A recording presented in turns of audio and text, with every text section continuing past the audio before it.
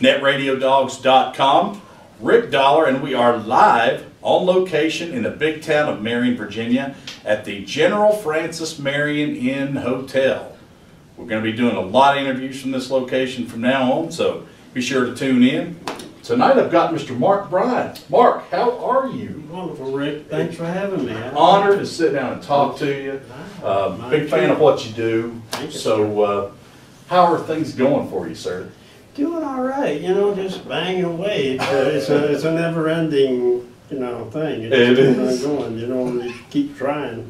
So how long you been out there on the road, pal? Well, I've been doing this since I was 10 years old. I'm 67 now, so that give you an idea. 67? Yeah, I'm 67 no way, and never been kissed. Figured you were 37. No. You'd be nice. I ain't buying no drinks. Oh my goodness. Well, did you enjoy your stint on the Song of the Mountains? I loved it. Being a good time. Man, it was a great show. I love that. And I'll tell you what, Tim is just a great guy. I really like him. He is. These guys are wonderful to work with. Oh, yeah.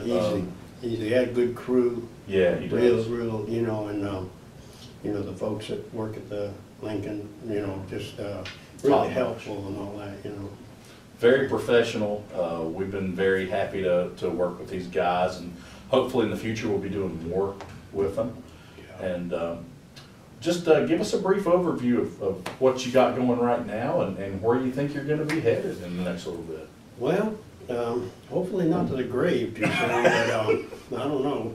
I got me a new children's album just come out. Right. That goes with the book. Right. And the book is called Vinny Ant Ethel, and that's an ant like a little ant on the ground. That's cool. And they're a singing team. And Vinny and Ant Ethel, and the album's called Songs from Mrs. Alexander's Farm. The book is called Stories and each song goes to one of the stories. Wow. To the book, yeah. That's amazing. Yeah, the publisher is out of Illinois, and he published 3 of the stories. Uh-huh. And the one song I sang tonight, which I got all the songs on the album. Right. And but the one I did tonight would be the first story in the next release. Volume 2. Yeah, kind of like a preview. But everybody likes Fred. Yeah, I heard Tim talk about Fred. Yeah, I know Fred. Fred was a character. Yeah. Right now, he's a character. I mean, you know, you don't meet any pigs that can yodel. No, you don't. And you know, that kind of led us into a Slim Whitman conversation, which well, kind of got out of hand. It did, yeah. Oh, well, Fred's been known to do that with people. But, you know, yeah, you know, hopefully the first ones will sell enough that the second. Exactly, so you can do the second. But I did the artwork. It took me a year, over 10 years ago I was doing them. It took a year just drawing all the artwork for the whole book, you know. Yeah, it's a lot of work. And I had no idea you're so multi-talented. I mean, seriously, I had no idea. The sketches, you know. Yeah. I mean, you know, but they're like, my father was a a commercial artist, not a graphic artist, commercial. And he went to college and did the whole thing, you know. I mean, back then when he was doing it, he was supposed to do 4 years to graduate. He did it in 3, so he was quite an artist. But he, you know, ended up doing this commercial art, like for the Yellow Pages. Yeah. You know, the little figures in there and everything. Sure. And it literally drove him crazy. I mean, he hated it. It was, you know, it was just, I wrote a novel, and he's one of the characters in it, which is a whole different project. It's a book called The Book of Odes, O-D-E-S. Okay. And the subtitle is Factory Boy. So if you search it, you need to put in both, because there's a Chinese book called The Book of Odes. Oh, okay. But I didn't know that until I searched it. But in it, I told the story of him, and, you know, he, I mean, it literally drove him crazy, you know. He hated it so dang much, and he wanted to do art, you know. Yeah. And one of the lessons, you know, he taught me a lot of lessons, and that's what's in the book, you know, is how, you know, a kid growing up, how you look at your parent, but then it's like a 40-year retrospect in the end, and you see why your dad did what he did. Exactly. And that's true. You know, but he taught me the greatest lesson, I think, and I mean, I watched him draw, so that helped me. I never went to school for it. I just watched him do it. He showed me, you know. Right. But it taught me that not to, I mean, we all have to deal with commerciality. Right. It's the world we live in. Yeah. And maybe that's why, you know, it's taken me along a road, you know, because there's a limit that I'll do with commerciality, just because I saw what it did to my dad. Yeah. And he quit it. He quit drawing. I mean, and it was painstaking, you know, to watch, because I felt like responsible. Yeah. Like every kid will immediately. Well, sure. You know, you blame yourself like as a child. And, you know, he did a lot of crazy jobs the rest of his life. And, you know, I just always, you know, felt bad about that. Sure. So I wrote the book, you know, to kind of, you know, say what he went through and all that. Sort of a little form of therapy too, I'm sure, to get yeah. that out. And, yeah, definitely. Because you know, yeah, I've done that with 2 of my novels. It's just therapy, you know, really, because, you know, Maybe I should write a book. My wife would say I should write a book. Well, you know, I need plenty of therapy, I think. Yeah, well, every time I say something, my wife says, you need to write a book. I said, I already wrote 2 of them. You know, we talk about our lives, but normally they're right. Well, you know, she probably is. She keeps on telling me, you know, because it's like the world according to Garp or whatever that thing was, you know. The Robin Williams? Yeah. She keeps on saying to me, you need to write a book, because I tell her all kinds of crazy stuff. I do, just to really mess just to with get her. over it. Yeah, really more than that. I know what you mean. You know, like the moon ain't really round, it's really square, but you know, we see it through it, you know, and all this stuff. And she believes me for a minute, then she gets all mad. You know, 'cause she figured out that I'm just fooling her. Man, you should tape some of those conversations, that'd be funny. You know, I should, right? Yeah, well, you are right now. Exactly, so, you know, people, I hope they think we're funny. I hope they do. If not, we're in trouble. We could be. So are you gonna continue with music though, right on through, like what you're doing now? If the good now? Lord allows me to. Yeah. That's my prayer, you know, I mean, I just say, Lord, let me do it till I die. Yeah. The thing with, you know, if you can do it till you die, that'll be, you know, at least you didn't quit, you know, at least you're able to. I had a friend of mine that was a composer, you know, and he had some strokes and he couldn't even do it no more, you know. What a wonderful composer. I loved his work, and I, you know, was in touch with him throughout it all. Yeah. And, you know, I that's what I would hope that don't happen to me, because, you know, really. you just kind of like living. He couldn't hardly do anything anymore, and God bless his heart, you know. I just don't think I could, if I couldn't do anything or take care of myself or whatever, that would be a real tough deal for me. I'd rather die. Yeah. I don't, you know, and I think that's how he felt. He had a wonderful wife that really stuck with him, and, you know, she wouldn't give up. And I think he kept going for her, but quite frankly, I think he would have, just because he loved it so much what he was doing, you know. I bet. And, but, you know, hopefully, good Lord will let me do it till I die. And that's, beyond that, you know, the way I look at everything is, you know, God, you know, in my opinion, I don't want to get real religious here, but God has a purpose for us all. Sure. Oh, I totally agree. And, you know, everything has a reason, you know. It does. And I figure that, you know, I do it, you know, and hopefully that it will, you know, do some good for people. That's what I'm hoping. But, true. You know, I can't, there's a limit to selling out. I was with some labels, you know, that and I won't name them, you know. I was on several labels in Nashville. Right. And God bless their heart, you know, they tried to do what's around, you know, like I was there during the outlaw period. Really? So they tried to, you know, do that kind of outlaw thing with music. And they wouldn't let me use my own musicians and stuff. And, you know, I couldn't even play my own guitar. I had to just sing, you know. And it got progressively worse, you know, because I was with it. The second label was even harder because, you know, he talked about how he was very good friends with Jack Clemens, and if Jack ever saw you and that Jimmy Rod, you know. And then when it came to recording, they get scared. Yeah. They do, and they get the typical string A guys, and it's a factory. It's a factory. I mean, you know, God bless their hearts. I know they do that because they can, you know, just give them a couple things, they do it in a minute. But it lacks the thing, you know. I mean, just creativity. Yeah, you know, it's just like a factory, you know. Yeah. I mean, the guys that played on my records then were with the same guys that played on George Jones's, or anybody, or any woman singer, anybody in the market then. Yeah. Exactly. But the problem with that is you know, it's chemical. I mean, you know what I mean? It's like, you know. Yeah, there's no, it's kind of esoteric. It's just not, I was talking to a musician earlier today, and very well-known gentleman, and he was talking about how they did things, and he never followed that mold. Yeah.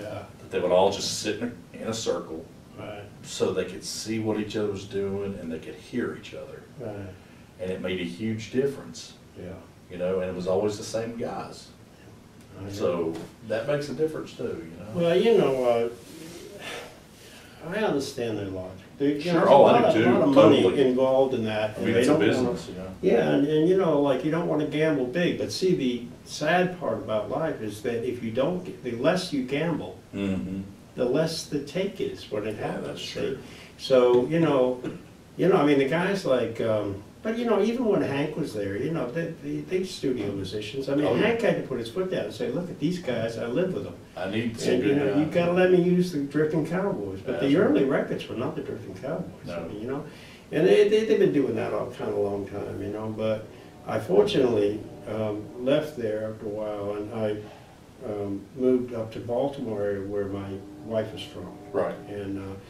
And then I started concentrating on New York, and I met a man that was a musician, that was a producer. Oh, wow. His name was Tom Pompicello, and Okay. he played bass for Mississippi Fred McDowell. He was really big Oh, on the yeah, blues, okay. big blues guy. Yeah. And what he did was he sat there and watched him, and he learned, and he took it the next step. And he's got records out and all that. And so he knew my feeling, you know, as a musician. Right, yeah. So what he did was he brought me in and, you know, got some players, but it was very light. It was Mhm. around me playing and just very limited and just colored a couple little things, you know. Mhm. And then we had 2 Grammy nominations. So that Wow. shows you, and I don't mean the preliminaries. I didn't go get a Yeah, but tuxedo. still, that I didn't get means no something. tuxedo. Somebody had to sit down and recognize what you did. Yeah. You know what I mean? And you know, I sent one of them records to Hank Snow, and Hank Snow loved it and had me on the Opry. So, and I did tours in Europe, so it did a lot for me, you know. I mean, that thing. But he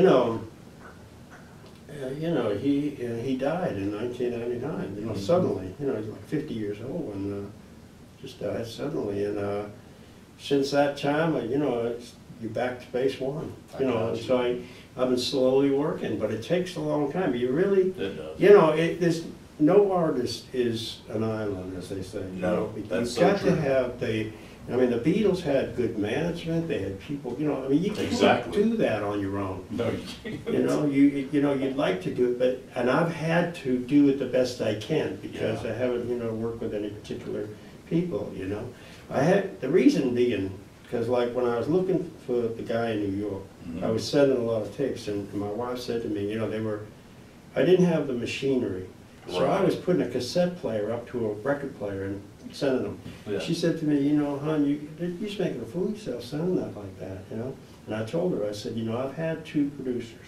Yeah, I'm not looking for a producer, I'm looking for the producer. that's right. And when I sent these off, I got a letter. I still have the letter at home from Tom, and he said, I really like these 2 songs, but you have better recording to them. And by then, I had gotten a tape deck, You moved and right in I there. sent him the cleaner versions, and then I pursued it. I went up there and met him and hung out. See, and, he liked you for the raw thing that he heard, Right. not the sound quality. Right, And, and then he knew music, exactly. and him and I went to he got me over to Europe. Wow. And we, did tours over there together. Because he would play the bottleneck and he'd sing too, and we'd take turns. I put out an album of it recently, a live recording. It's called "The Meeting of the Hats," and because we both had different kind of hats. Kind of like you and I sitting here. Yeah, it's a meeting, another meeting. Meeting of the Hats. Take 2. But yeah, he was it's sort of a bluesy album because he's playing bottleneck, which is a little Right. different than, and we were doing a lot of blues, country blues. Oh, yeah. Things like Jimmy Rogers blues songs and stuff like that. And he'd do his, take turns, and then we'd play together. And so I released Wow. it, Yeah. But I didn't put it, I don't make any money on it. When I knew Tom, we used to go to the Abbey of Regina Laudis. I don't know if you ever heard of that, but they made a movie about it called Come to the Stable many years ago. Yeah. And these nuns up there that have like this land that was given to them. Mm-hmm. And they are like, you know, like from France. They came over here after World War II in appreciation for having been, you know, America freeing them, you know. Exactly. And they, and General Patton, I guess, they had met him, and one of his granddaughters up there is a nun. But these are the nuns that are cool. I mean, they're like Sister Act, but they're better. But they're better because they're not just cool. They're very loving and good. Yeah. You know, I mean, they're true Christians, and they really live it. I mean, you know, don't get me wrong. I'm not saying anybody ain't, but they're really doing it. You know, and they make their own cheese, and they do, you know, the cows, the whole bit. Wow. You know? But what I did to make, Tom loved them, and he produced a thing called Women in Chant, which was a very big recording for them, because they chant, and he recorded it. And so he loved that Abbey. So what I did was, when I issued this album, I gave them the rights. I don't want no money from it or nothing like that. Yeah, you know, because I wasn't trying to make money off of Tom, you know, I mean, I just wanted to keep his music alive and just put it out. And so they own it, and they sell it up there. I don't really, that's amazing. I don't even have probably 3 copies of it. So you can add a philanthropist. Yeah, well, you know. I don't know. Well, I'm going to tell you something. It's an honor to sit down with you, kind of pick the brain just a small bit. Well, what you got going on there? It ain't going too far. You ain't going to go too far with that one up there. You ain't got to worry about mine either. Well, man, I appreciate you. Thank you so much for sitting down and letting us just look into your world for a little while. Well, thank you. I hope I didn't get into too much of a rant. No. You're fine. Well, I enjoyed it, Rick. Thank you, Mark. I appreciate you so much. You're a good man. I enjoyed it. Thank you. I love the hat, too. That's Thank you. We can trade hats. No. I'm not giving this one up.